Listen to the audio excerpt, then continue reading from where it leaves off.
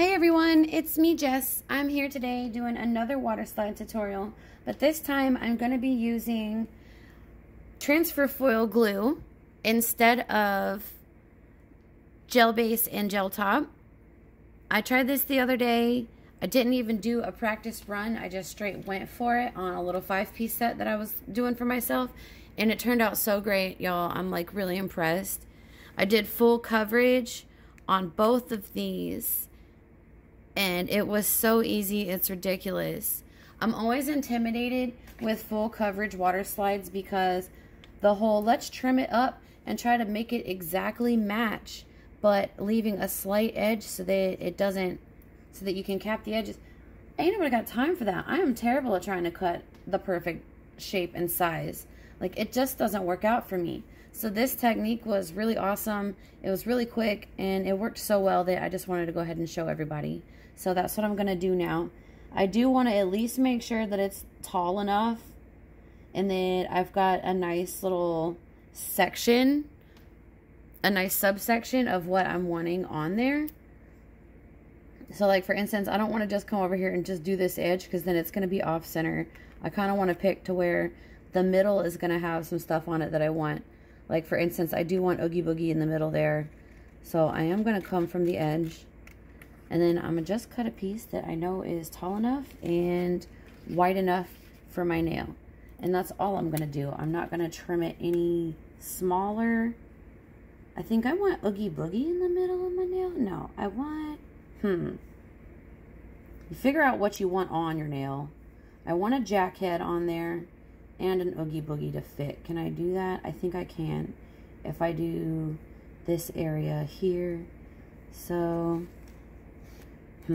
Alright, so that's what I'm going to do. I'm going to just cut me a big chunk, cut the edge off. I'm going to cut like here maybe, and let's see, I want this guy, okay, I want that towards the top, so I'm going to cut this way. That should be enough length. Let's check.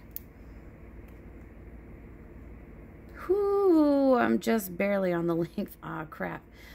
Oh no, I could go at a slight bias with it. I think I might get more stuff on the nail if I go on a bias, honestly. So I'm going to do that because I kind of didn't give myself a whole lot of length. But I do want it to just fit on the nail and get everybody that I want on there. I feel like I can fit Oogie Boogie, Jack, all of that. It's like, I don't want to go sideways. I don't know. Do we want a bias? I kind of made it a little short. Well, it's a demo. Who cares? Who freaking cares? It's just a demo to get the idea. Plus, I mean, you don't have a back of the nail. All right. I got this. I have water. I have tweezers somewhere. Tweezers. And I'm just going to take my foil glue. This is the stupid, simplest thing ever. I have this little jar over here and a little brush, and I'm going to show you why. You don't have to do any extra trimming or anything like that because of what I'm going to do there. So I'm just making sure that I've got a nice smooth coat, that it comes to the edge, and it goes everywhere. Cap my edges.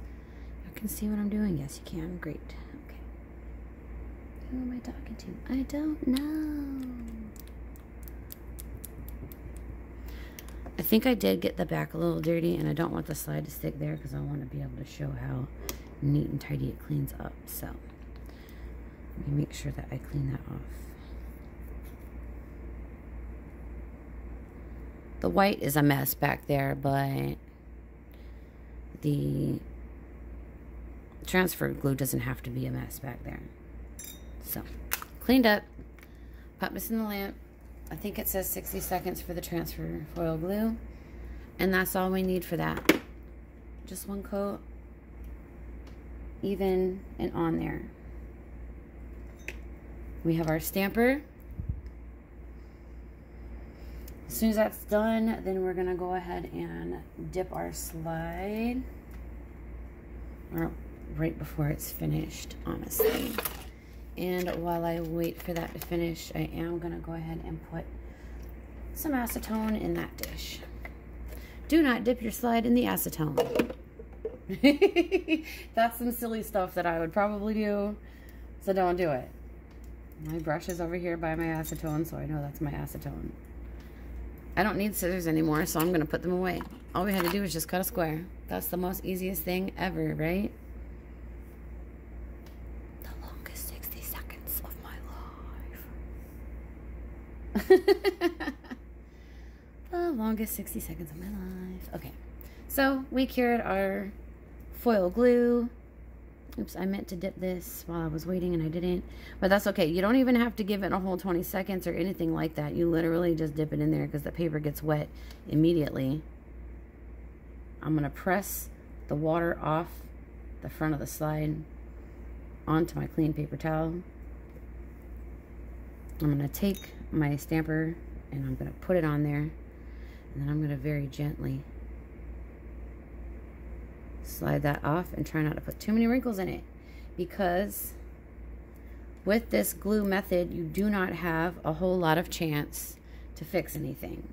So what I found is that if you just kind of barely put it on there, it's just kind of hanging on, and you just kind of want it on there just straight as can be. I took out the wrinkles by just moving it a little bit with my tweezers. Y'all saw that? Okay, so this is how it works. You look, you see where you want to put it, putting it on a bias because I want Oogie Boogie and Jack on there.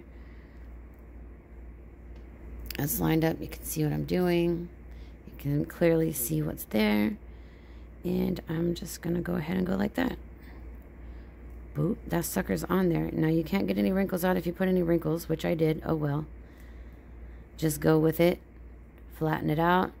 Make sure it's pressed on. Make sure your finger is clean when you do that, or you might rub off the color. And now it's stuck on there really good. I'm going to dab it with my thing. Make sure it's really pressed. I do have some wrinkles, but it's okay. You can barely see them, and when you cap it, you're not going to see them much at all. So you do got to be careful not to put wrinkles because you can't move it once it's on there. But the beautiful thing about this is, you see all this stuff? I don't have to work hard to get this off at all. This is about to be the easiest thing ever. You literally just take your little brush, dip it in the acetone, and then watch this.